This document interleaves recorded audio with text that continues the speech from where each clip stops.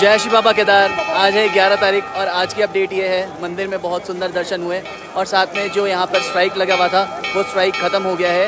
ये आप मेरे पीछे देख सकते हो, ये सारी दुकानें हैं जो गवर्नमेंट पहले लगाने नहीं दे रही थी। अब इनसे कल रात को बात हुई है 10 तारीख को शाम को, अब गवर्नमेंट अप्रूव कर दिया है, यहाँ पर सारी दुकानें लग गई हैं।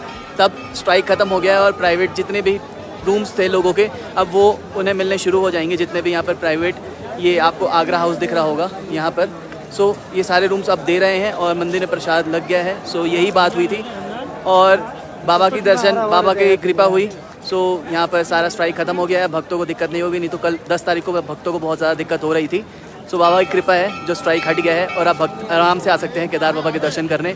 11 मई 2024 का ये अपडेट है। सो बहुत बहुत बाबा का धन्यवाद जो स्ट्राइक हट गया है एंड हम सब पे बाबा की कृपा हो।